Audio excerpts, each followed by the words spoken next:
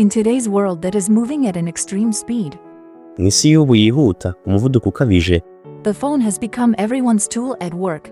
telefone igiye kuba igikoresho cya buri wese, yaba mu kazi, mu rugo, mu muhanda, ndetse no mu yindi mibereho ya buri munsi. But have you ever thought that what you do on your phone every day might bring you serious negative consequences? Ariko se wigeze utekereza ko ibyo ukora kuri telefone yawe buri munsi bishobora kukugiraho ingaruka mbi zikomeye? Ni kuri Joy Entertainment tubahaye ikaze. As phones continue to distract minds more and more, Mu gihe telefone zigenda ziyobya ubwenge kurushaho, hari ibintu bito cyane abantu bakora batazi ko bishobora kubakururira urupfu, igifungo cyangwa impanuka zikomeye. Uyu munsi tugiye kubibasesengurira dukoresheje urugero nyakuri rwabayeho. firstly, do not insult someone on the phone or threaten them. Ikintu cya mbere, ntugatukire umuntu kuri telefone cyangwa umutere ubwoba. Abantu benshi bakunda gutukana, gusebanya cyangwa gutera ubwoba abandi bakoresheje telefone. Batekereza ko ari ibintu bisanzwe cyangwa uburakari bwa vuba, ariko mu by'ukuri ni icyaha mu mategeko y'ibihugu byinshi.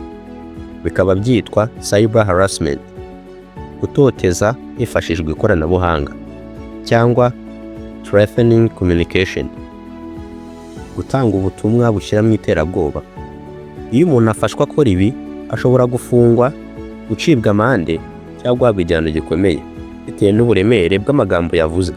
Urugero nyakuri: In 2022 in Kenya, a man named Peter Mwangi was in prison for 2 years. Mu mwaka wa 2022 aho yari muri Kenya, umugabo witwa Tamwangi yafunzwe imyaka 2 nyuma yo kohereza ubutumwa bugufi ku mukobwa wahoze ari umukunzi we, amutuka ndetse anamubwira amagambo amutera ubwoba ko azamugirira nabi. Umukobwa yahise atanga ikirego, polisi ikoresheje amakuru y'itumanaho igaragaza koko ubutumwa bwaturutse kuri telefoni ya Peter Mwangi. Urukiko rwamuhamije icyaha cyo gutoteza no gutanga ubutumwa bushyiramo iterabwoba, sending threatening message. Ahabwa igihano cyo gufunga imyaka 2 adafite uburenganzira bwo kuburana mu rukiko rukuru. Secondly, do not put the phone in the chest pocket. Iki ni ikintu cya kabiri udakwiye kwirengagiza. Ntukajyane telefone mu mufuka wo ku gituza, chest pocket. Abantu benshi bakunda gushyira telefone mu mufuka wo ku gituza bitewe n'uko bumva ari uburyo bworoshye bwo kuyikoresha vuba, cyane cyane iyo bafite ibiganza byuzuye cyangwa bari mu kazi. Hari n'abikora kugira ngo bumve ijwi ry'abahamagara neza cyangwa bashobore gufata telefone bitavunitse. Ariko nubwo bigaragara nk'ibyoroshye, ni kimwe mu bintu bishobora kugira ingaruka mbi ku buzima.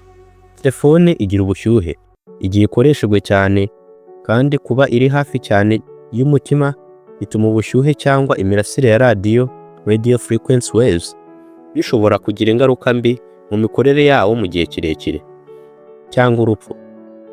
In 2014 in Pakistan, a young man Urugero named nyakuri: died mu mwaka wa 2014 muri Pakistan, umusore witwa Abid Khan yapfuye mu buryo butunguranye ubwo telefone ye yari mu mufuko wo mu gituza yaturikanye ubwo yari atwaye igare. Abashinzwe umutekano bavuze ko telefone yari ishyushye cyane kubera gukoresha umuriro mwinshi, overheating, igihe yari iri ku murongo wa interinete n'igihe cy'imvura, bituma batiri iturika. Ibisigazwa by'iyo telefone byamutwitse mu gituza, bigira ingaruka ku mutima we mu kanya gato. Also, do not buy or download untrusted applications. Ikintu cya gatatu, ntukagure cyangwa ngo downloading application utizeye. Abantu benshi tujya dushaka application runaka, bigatuma tujya kuzishakira ku mbuga zitari izizewe. Urugero nk'umuntu akayikoherereza ku buntu, tugatekereza ko ari bwo buryo bworoshye bwo kubona icyo dushaka. Ariko ibi bishobora kugira ingaruka mbi ku mutekano w'akazi kawe cyangwa ku buzima bwawe bwite. In 2020 in the USA, a man named David tried to use a banking app from an untrusted website. Mwaka wa 2020 muri Amerika, umugabo witwa David yagerageje gukoresha application ya banki ari kuri website itizewe. Nyuma y'amasaha make, konti ye yose ya banki yahise yibwa, n'abahakazi. Abo ni abakora ubujura bakoresheje ikoranabuhanga.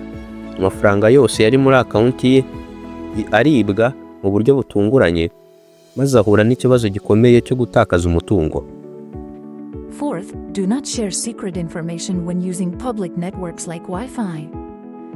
Ikindi kintu cya kane, ntugashyire hanze amakuru y'ibanga igihe cyose uri gukoresha network rusange nka Wi-Fi.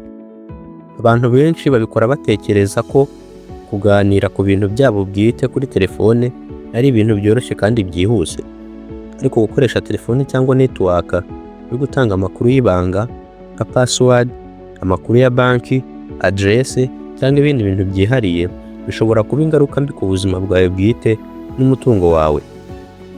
In 2018 in the USA, a woman named Susan M. gave all her bank details and password to a person she was chatting with on the phone while using public Wi-Fi in a cafe. Mu mwaka wa 2018 muri Leta Zunze Ubumwe za Amerika, umugore witwa Susan M. yatanze amakuru yose ya banki ye n'ijambo ry'ibanga ku muntu bari kuganira kuri telefone igihe ari gukoresha Wi-Fi rusange muri cafe. Mu masaha make, konti ye yaribwa amafaranga yose.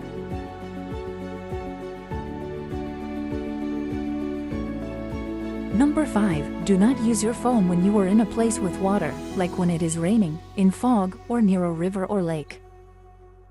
Ikintu cya gatanu, ntugakoreshe telefone yawe igihe cyose uri ahantu hari amazi, igihe imvura iri kugwa, uri ahantu hari igihu, cyangwa wegereye hafi y'umugezi cyangwa ikiyaga.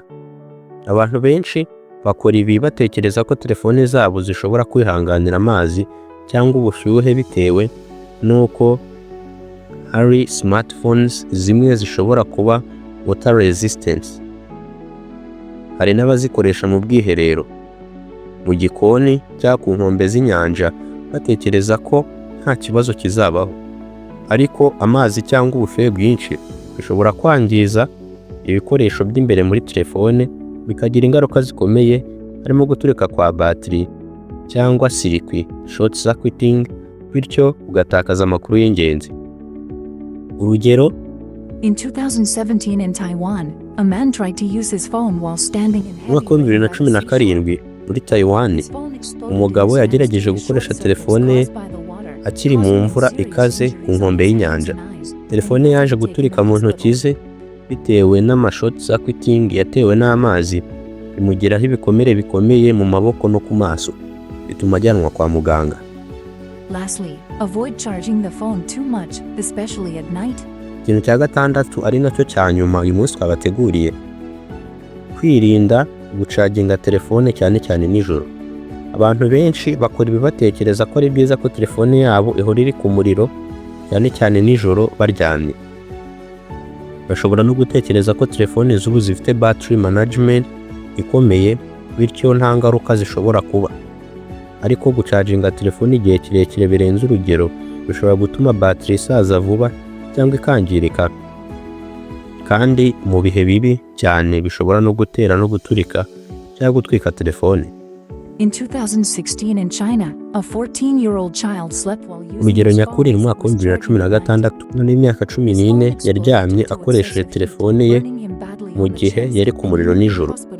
Telefone ye yaturitse bitewe n'ubushyuhe bwarenze urugero, bituma umwana aribwa bikomeye ku gituza, akenera kuvuzwa ku bitaro.